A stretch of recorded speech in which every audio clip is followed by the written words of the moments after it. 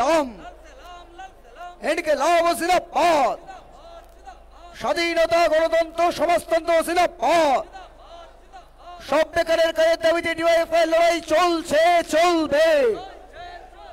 সব বেকারের কাজ চাই, সেই দাবিতে ডিওয়াইএফআই লড়ছে, লড়বে। সমাজতন্ত্রের লক্ষ্যে ডিওয়াইএফআই লড়াই চলছে, চলবে।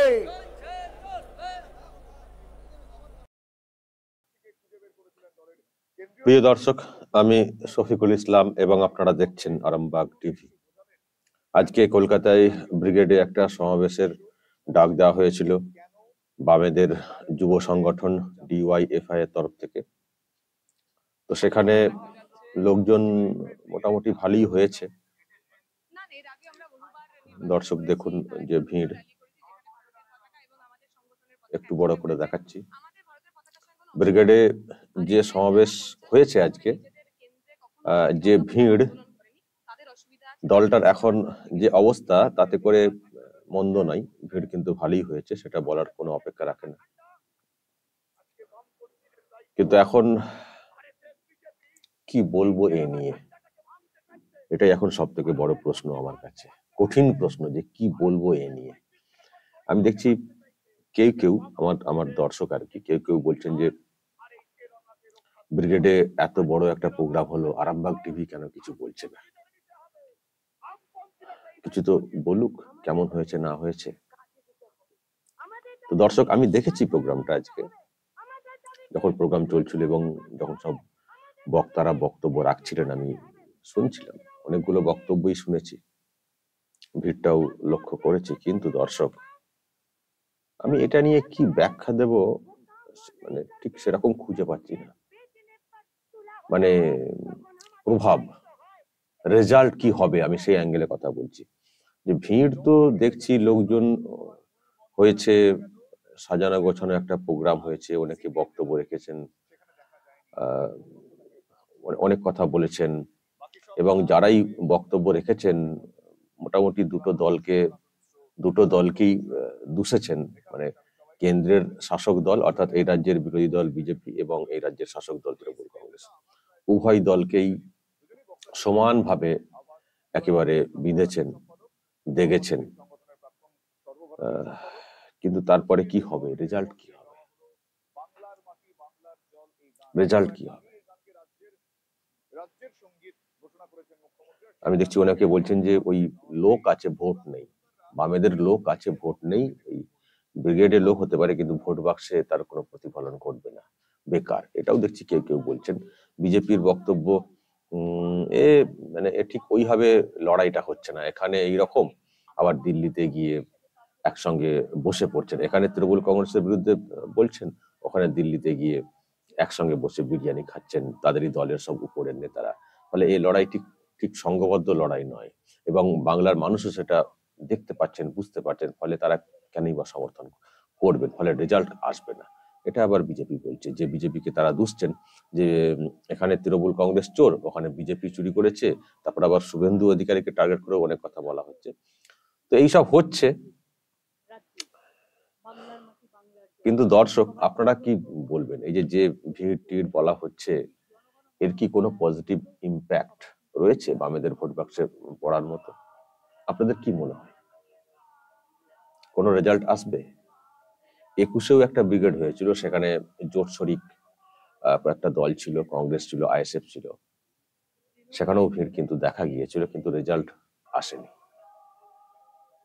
তো এবার একেবারে ডিওয়াইএফআই এককভাবে এটার ডাক দিয়েছিল, তারা অর্গানাইজ করেছে, তাতেও ভিড়টা মোটামুটি ভালোই হয়েছে।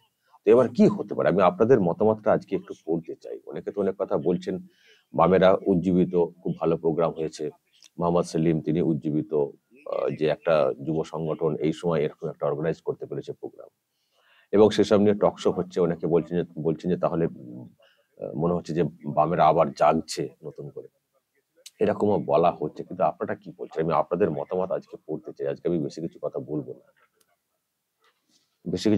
না, আজকে একটু মতামত আপনাদের থেকে জানতে চাই আজকে।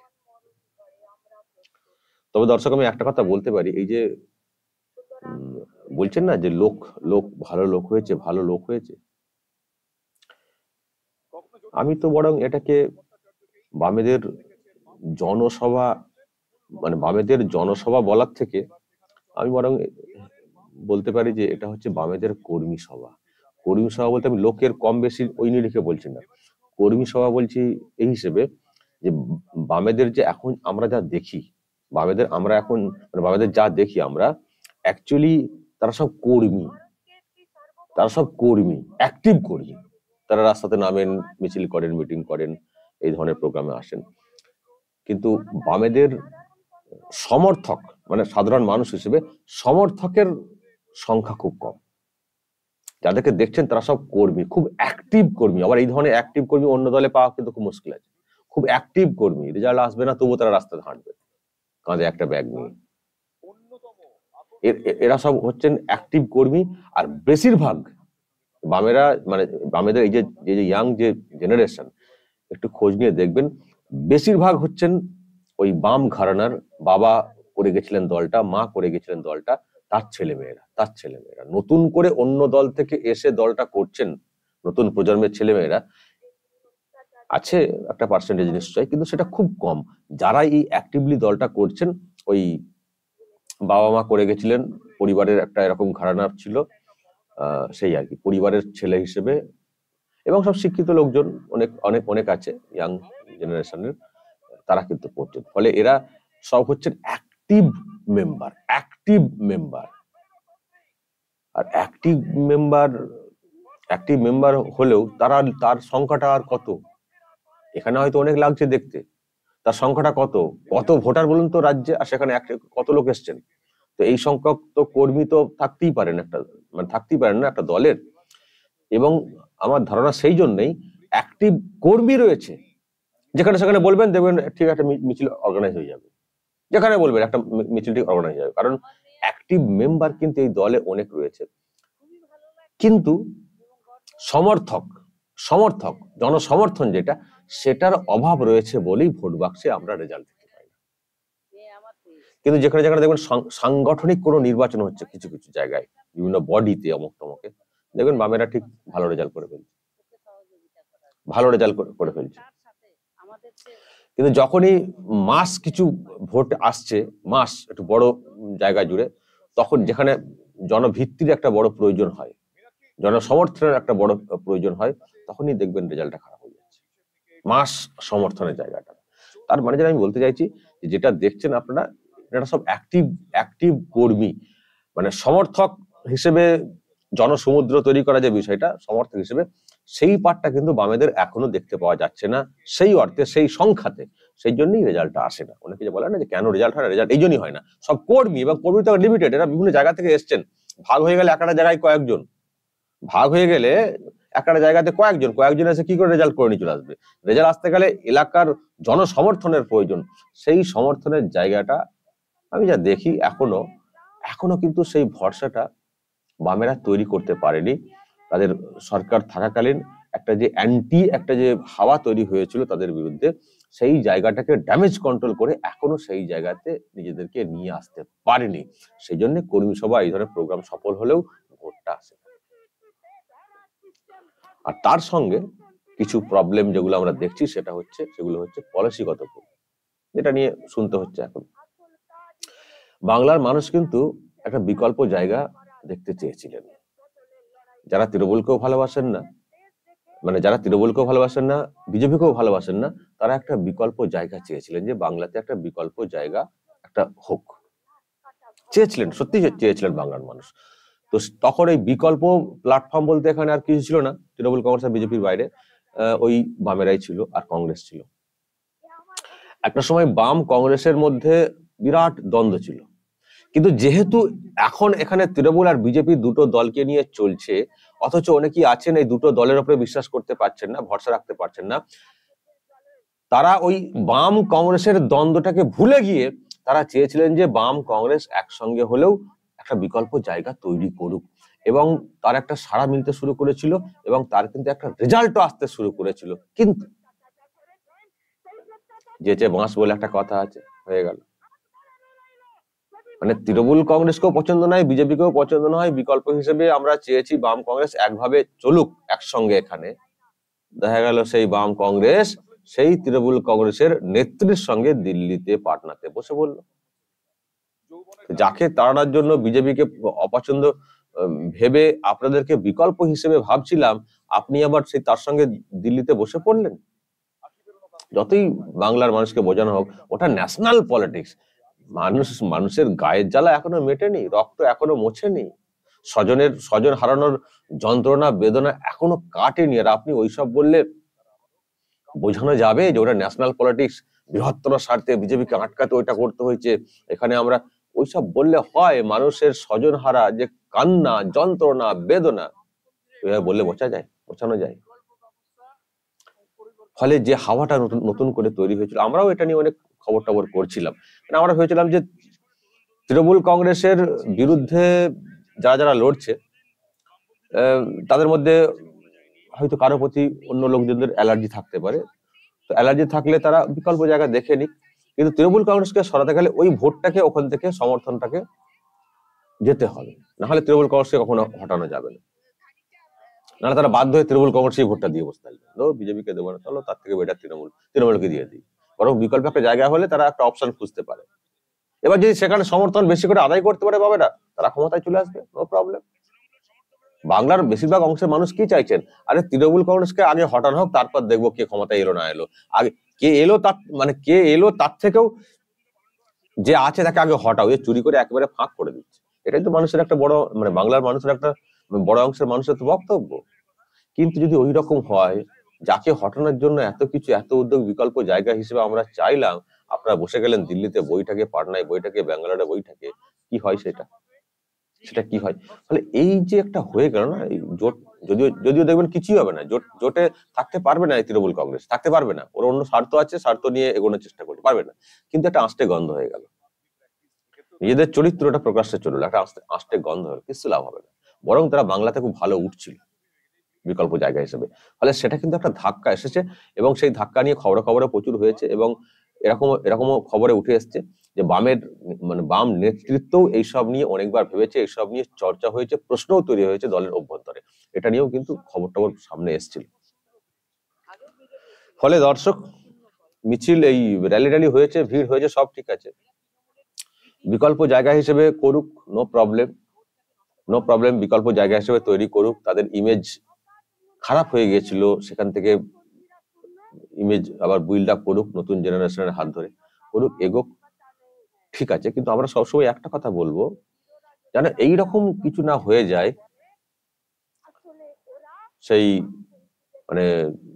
তৃণমূলও খারাপ, বিজেপিও খারাপ বলে অমক তমক করতে গিয়ে প্রচার হলো, দেখা গেল যে এমন সিচুয়েশন হয়ে গেল যে কিছু ভোট মানুষ বিভ্রান্ত হয়ে এমন একটা সিচুয়েশন করে দিলেন, বা হয়ে গেল যে মাঝখান থেকে তৃণমূল কংগ্রেস বেরিয়ে গেল।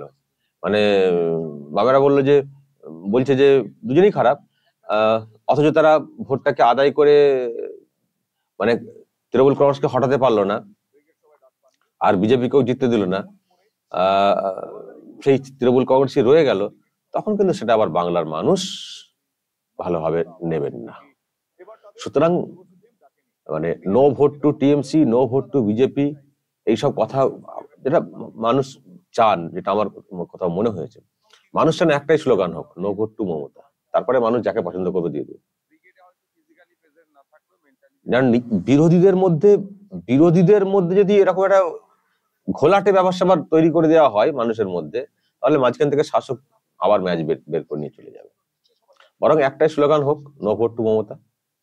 বাদ বাকি কোথায় ভোট দিতে হবে বলার দরকার নেই। তারপরে এবার নিজেদের সব আদর্শ, নিজেরা কি করবো না করবো সেসব নিয়ে চর্চা হোক। আমরা এলে এই করবো, আমরা এলে এই করবো, চর্চা হোক। মানুষ তার সিদ্ধান্ত নেওয়ার সুযোগ পাবেন। তাহলে ও এর বিরুদ্ধে বলছে, ও তার বিরুদ্ধে বলছে, বিরোধীরা একে অপরের বিরুদ্ধে কাদা ছোড়াছুড়ি করছে।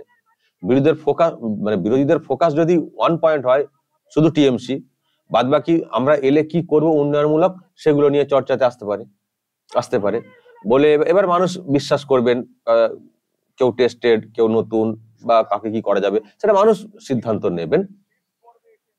অন্তত ডিসফোকাসটা তারা হবেন না শাসকের বিষয়ে। তা না হলে এই একে অপরকে দুষতে গিয়ে মেন শাসকের দোষটা ঢাকা পড়ে যাচ্ছে। দেখবেন এই যে টকশো গুলো হয়, এই যে এখন একটা হচ্ছে দেখবেন ঘন্টাখানে, মানে এমন দাঁড়ায় বিষয়টা, অনেকক্ষণ ধরে চর্চা হলো, কিন্তু আলটিমেটলি যখন প্রোগ্রাম শেষ হচ্ছে তখন দেখবেন সিদ্ধান্ত নেওয়ার মতো কিছুই পাওয়া গেল না, সব কনফিউশন তৈরি হয়ে গেল। ও ওকে দুষছে। ধরুন সিঙ্গুরে, আমি একটা উদাহরণ দিয়ে বলছি, আমি দেখেছি চর্চা এরকম, সিঙ্গুরে টাটাকে তাড়িয়ে বাংলার সর্বনাশ করা হয়েছে বলে, এটা তো আমরা ওকে বলি, তো বলা শুরু হয়েছে। এমনকি দেখবেন সিঙ্গুরে শিল্প তাড়িয়ে দেওয়ার ফলে বাংলা ভুগেছে, মানে এটা কিন্তু বিজেপিও বলে, শুভেন্দু অধিকারীও বলেন তো এইসব বলে শাসককে দাগার চেষ্টা হয়। তো যখন শাসকের বিরুদ্ধে এটা নিয়ে আবার মানে বিজেপি দাগার চেষ্টা করছে, বাংলাও দাগার চেষ্টা করে শাসককে, বিজেপি যখন দাগার চেষ্টা করছে, মানে দুদিক দিয়ে তিন দিক দিয়ে যখন একটা আক্রমণ চলছে শাসকের দিকে, কারণ বাংলার স্বার্থে আলোচনা হচ্ছে, হঠাৎ করে দেখা যাচ্ছে বামেরা বলে বসলো, ও তোমরাও তো ওদের সঙ্গে ছিলে, হয়ে গেল। তাহলে কি হলো, এই যে বিরোধী যে আওয়াজটা সেটা ফটাং করে ভেঙে গেল, একটা অংশকে ছিন্ন করে দেওয়া হলো। বেশ সবাই বলছিল, ধরো ওটা তৃণমূল, বিজেপি বলছে, কংগ্রেস বলছে, ওখানে বাম বলছে, সব দিক দিয়ে বলছে তোমাদের জন্য বাংলা সর্বনাশ। বেশ চলছে, আওয়াজটা বেশ জোরালো হচ্ছে। হঠাৎ করে যখন জোরালো হচ্ছে, সবাই এরা ওদিকে তাকিয়ে বলছে, তোমরাও তো ওর সঙ্গে ছিলে, ব্যাস হয়ে গেল। এর মানুষও বিভ্রান্ত হয়ে গেলেন। তাহলে এক্ষেত্রে যে না, অনেক সময় কনফিউশন তৈরি হয়ে যায়। আমি দেখি প্রোগ্রামগুলো, মানে কিছু বলতে গেলে, ও তোমরাও তো ওরকম, ও বলছে তোমরাও তো, তোমাদের আমলে তোমাদের আমলে বলে, নিজেদের মধ্যে এমন শুরু হয়ে গেল, মাঝখানে ফিক ফিক করে হাসতে শুরু করে দেয়। তৃণমূল কংগ্রেসের যিনি থাকেন তিনি মজা নিতে শুরু করে দেন।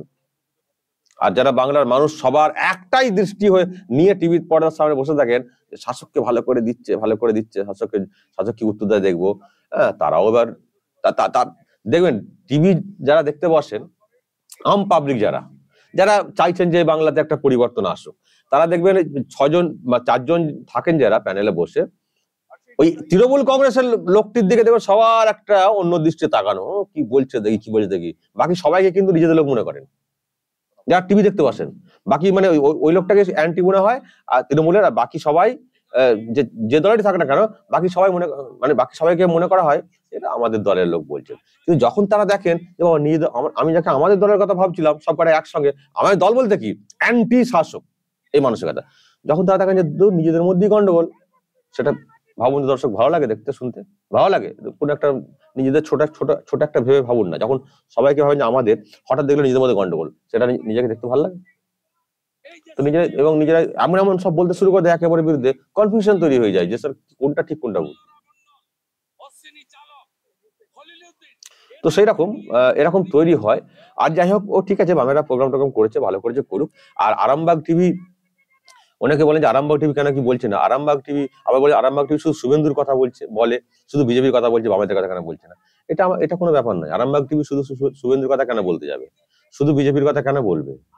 আর একটা ওই রকম শক্ত খুঁটি তৈরি হোক না, শক্ত দল, শক্ত খুঁটি তৈরি হোক না, দেখবেন আরামবাগ টিভি কথা বলছে কি বলছে না। আরামবাগ টিভি সবসময় একটা শক্ত খুঁটি, শক্ত জায়গা চাই, যারা শাসকের বিরুদ্ধে সত্যিকারের ফাইটটা দিতে পারবে এবং রেজাল্ট আনতে পারবে।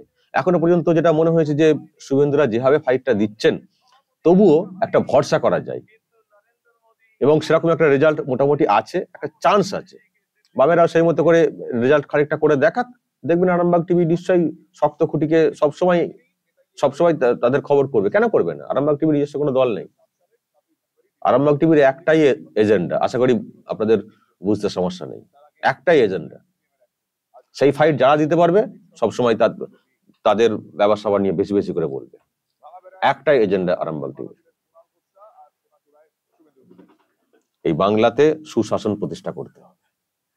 যারা পারবেন আরামবাগ টিভির সাপোর্ট, আরামবাগ টিভি সেই সব নিয়ে খবর প্রচার করবে।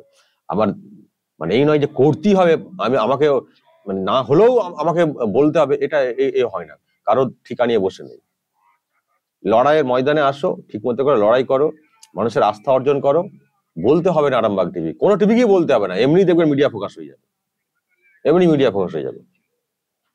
তাহলে তো সেই বিজ্ঞাপন দেওয়ার মতো কিছু হবে, বিজ্ঞাপন দেওয়ার মতো নিজেদের কাজের নিরিখে এমনি প্রচারের সামনে চলে আসবে। যাই হোক, প্রোগ্রাম ভালো হয়েছে, শেষে বলবো প্রোগ্রাম ভালোই হয়েছে। এত কর্মী মানে এই আমলে এত কর্মী যে আছে বামেদের, এটা একটা বড় ভরসার জায়গা। এগোক, মানে লড়ে এগোক, ইয়াং জেনারেশন তো, সামনের ভবিষ্যৎ তো ফাঁকা রয়েছে, এগোক, মানে ক্ষেত্র তৈরি করুক। দর্শক কি বলবেন? যদি কিছু বলার থাকে অবশ্যই বলবেন, কমেন্ট বক্সে নজর রাখবেন। আরামবাগ টিভিতে।